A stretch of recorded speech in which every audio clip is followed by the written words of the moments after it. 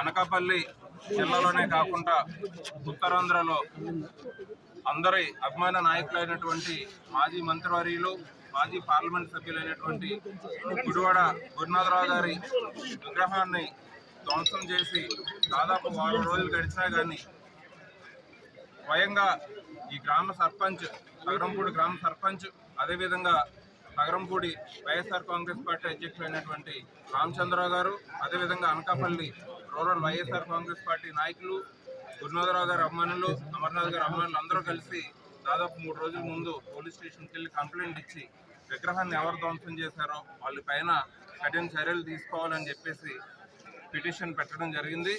ఆ రోజు పోలీసు వారు 3 రోజుల్లో ఎవరైతే విగ్రహం ధ్వంసం చేశారో వాళ్ళ పైన చర్యలు తీసుకుంటామని చెప్పి ఈ అభిమానుల్ని అదేవిధంగా పార్టీ నాయకులందరినీ పంపించడం జరిగింది.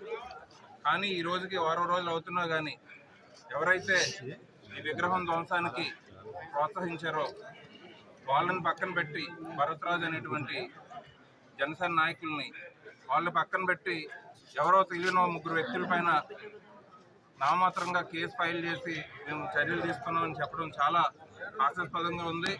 పోలీసు వారు రాష్ట్ర వ్యాప్తంగా చూస్తున్నాం, మిగతా ఏరియాల్లో ఏ విధంగా పోలీసు వారు యాక్షన్ తీసుకుంటున్నారో అదేవిధంగా ఈ ఏరియాలో కూడా యాక్షన్ తీసుకోవాలని వైఎస్ఆర్ కాంగ్రెస్ పార్టీ డిమాండ్ చేస్తుంది. ఎవరైతే ఈ భరత్రాజ్ అనేటువంటి వ్యక్తి ప్రోత్సాహంతో ఈ విగ్రహాన్ని ధ్వంసం చేశారో అతన్ని అరెస్ట్ చేయాలని వైఎస్ఆర్ కాంగ్రెస్ పార్టీ డిమాండ్ చేస్తూ ఈ గ్రామంలో వైఎస్ఆర్ కాంగ్రెస్ పార్టీ అధికారంలో ఉన్నప్పుడు అమర్నాథ్ గారు ఎంతో అభివృద్ధి చేశారు ఈ ప్రాంతంలో. అదేవిధంగా గురునాథరావు గారు కూడా ఈ ప్రాంతానికి అదేవిధంగా ఉత్తరాంధ్రకి ఎంతో అభివృద్ధి చేయడం వల్ల ఉత్తరాంధ్ర వాణి వినిపించడం వల్ల ఎంతోమంది అభిమానులు ఈ గురునాథరావు గారి విగ్రహాన్ని ఏర్పాటు చేయడం జరిగింది. ప్రజలందరూ కూడా ఈ గ్రామ ప్రజలందరూ కూడా. కానీ ఈ కూటమి నాయకులు ఈ విధమైన సంస్కృతి మన ఉత్తరాంధ్రలో కానీ ముఖ్యంగా అనకాపల్లిలో కానీ ఇప్పుడు కూడా ఈ విగ్రహాలు ధ్వంసం చేయడం కానీ ఇలాంటి సంస్కృతి లేదు. కొత్త సంస్కృతిని తీసుకొస్తూ అంటే ఎవరి మీద కోపంతో చేస్తున్నారు. మీకు గురునాథరావు గారు అంటే మీకు కోపమా, లేదంటే అమర్నాథ్ గారు అంటే కోపమా, లేకపోతే ఏ ఉద్దేశంతో మీరు ఈ విగ్రహాన్ని ధ్వంసం చేస్తున్నారు అనేటువంటిది తీవ్రంగా ఖండిస్తూ తప్పకుండా పోలీస్ డిపార్ట్మెంట్ వారు ఈ విషయంలో ఎక్కువ శ్రద్ధ తీసుకొని ఈ భరత్రాజ్ అనేటువంటి వ్యక్తిని అరెస్ట్ చేసే వరకు కూడా వైఎస్ఆర్ కాంగ్రెస్ పార్టీ పోరాటం చేస్తుంది.